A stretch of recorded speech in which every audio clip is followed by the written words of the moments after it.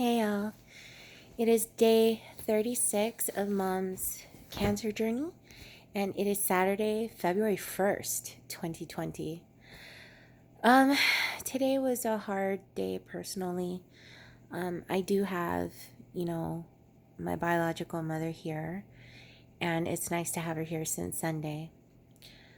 She's taken all the tough questions and the, intimate conversations with my dad, which is good. And today we had her PET scan results, and there are some new lesions. There is a deformity in her L3 of her spine that's new. It wasn't present in her last MRI on the 21st and 23rd. So there's that. Her Ibrance pills were a little too strong, I guess. Her blood work before we left the Cancer Institute today showed extremely critically low white blood cell count and low platelet count. So they've taken her off her Ibrance, her cancer pills. You have to take a 7-day break, and she was 2 days away from starting that anyway. So the nurse said, nope, cut it off early, have her start the 7-day break, tomorrow or today, Saturday. And then she'll go in for blood work on Friday. And based on that, they'll determine whether or not she needs to have a extreme decrease in dose, or if the one step down from what she was taking is okay, which we have the bottle for, just in case. But anyways, those were the results and the situation for today. It's been pretty tough, Mom's, not, she's forgetting a lot. She also doesn't remember what day it is. Sometimes she was like, you better go to bed for work. And I was like, Mom, it's going to be the weekend. She also forgot what we were discussing just a few minutes before and repeated her question or asked me what was going to go on, So those little things are difficult, but, obviously we're being very patient and constantly repeating ourselves because it's better for her. Instead of us pointing it out, there's no benefit to saying, hey, remember we just talked about it. We're going with it, we repeat ourselves. We're very patient, which is good. And yeah, but Mom's not 100% anymore, obviously. So she had her MRS scan, which was such a fiasco on Thursday. I made the appointment and confirmed twice with the scheduler about the location because it was closer to our house. They said, yeah, they do the procedure there, no problem. We get there, they set her up, we wait and wait and wait. Then, oh my gosh, they don't do it there. They call the location that does do it, they squeeze her in. We go to that location and we had to rush, and we had to get her lunch because her blood sugar was low. So we rushed to get her food, we rushed to get there, and then they tell us that nobody called them and there's no appointment. Then we sit there for another hour trying to figure it out with the scheduler. Then as we're pulling out, figuring, okay, we're going to confirm an appointment for Monday instead, all of a sudden they found her appointment. It was a whole big thing, so it took about 5 hours total to get this MRS done. It was a lot. But, stay calm, stay patient, stay kind through the whole thing. And I think it helped, keep her calm too. So she went through it. The MRI machine obviously is extremely cold. She was shivering so much when she got out. She was so cold. And then to find out, Friday that her white blood cell count and platelets are low, well, that explains why she's always so cold and why she's always so tired right now. So hopefully with this break from the Ibrance, she'll come to and feel better in the next week, not be so sleepy and all that stuff. So yeah, we'll see. But personally, it's a little challenging. It's getting more challenging not to sit and cry. I told myself I wouldn't cry because that would mean the end for her. But I think my soul wants to let it out. Like right now, I feel kind of teary-eyed just thinking about it. it's difficult because, you know, we're talking about changes to her room, her sleeping situation, you know, cutting down what we have in storage, trying to clear out the house so that it's everything is minimal and more comfortable. And just talking about all these things makes me kind of sad. Like, why? I know that prep has to happen, but I don't like talking about it. I mean, who would, right? And I don't feel like I'm alone, that's for sure, which is really good.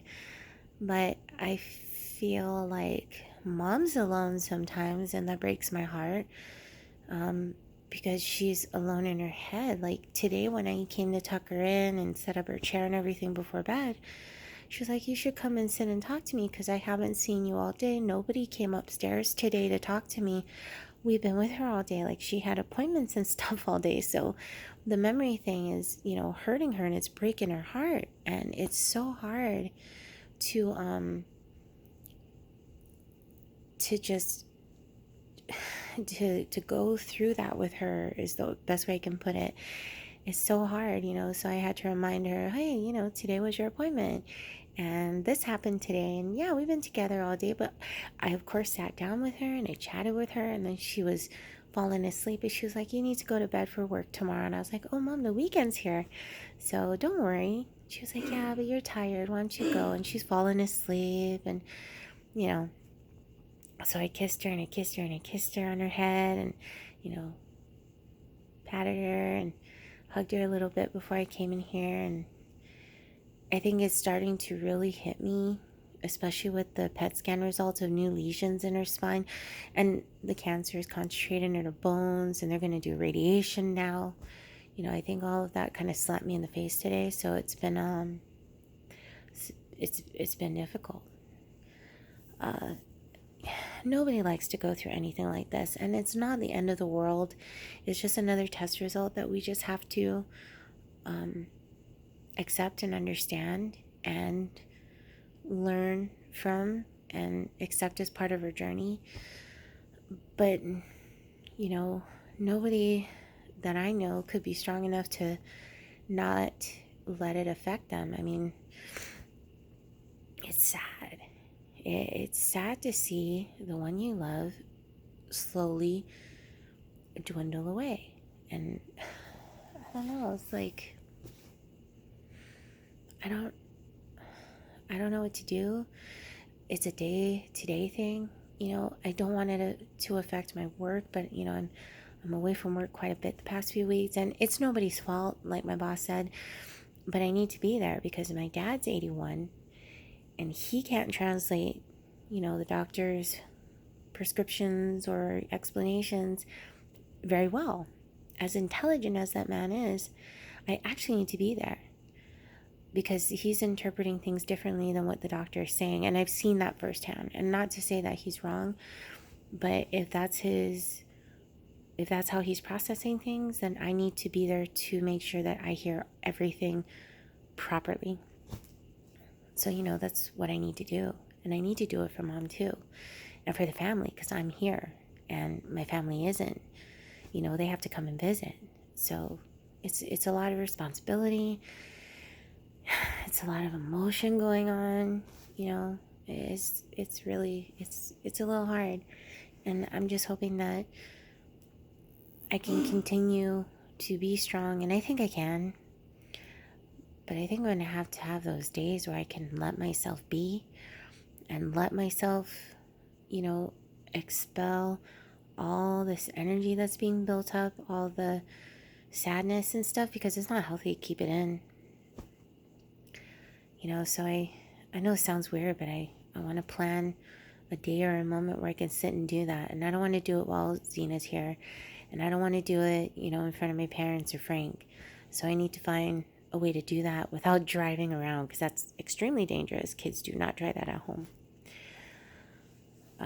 But I'll figure out an outlet somehow. But yeah, I just wanted to share those thoughts. And you know, if you're going through this right now, these are the steps, man. I know I'm smart enough to know that this is a journey, and these are facts that are happening.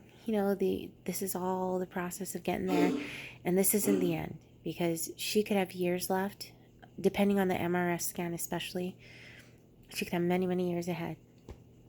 We lost part of mom, and you might lose a part of your loved one, somehow. I mean, my mother's short-term memory is going, and that's really hard to see. She's also having, she used to be more talkative and more snappy, and it's not like that anymore with her. And, if you notice a change in your loved one like that, gradual or otherwise, be patient, be kind, and love them, and be present for them. Repeat yourself as much as possible, because it doesn't matter if you remind that person or not. You just have to be there. That's what counts. That's what counts. Forget the stress. Forget the constant repeating and how tiring it can be. That doesn't effing matter. Just do what you need to do to keep them happy and to keep everything calm and good. And be that support system. I know it's hard. And I tell myself, and I tell myself every day, I know it's hard, but this is what needs to be done. And we're going to do it. We're going to be strong, and we're going to trek through this. And it's just the beginning stages, man. There's so much more that's going to happen in the future. And don't try to predict it or assume the worst. Just go with the flow. And just remember to be healthy for yourself. Keep yourself in mind. Do that self-care check every day if you can. I try. And let the emotions happen. Don't bottle it up, because it will explode. So find the time to let yourself be. And I'm going to too. I'll listen to my advice. But thanks for watching this if you did. And take care. I'll see you again soon.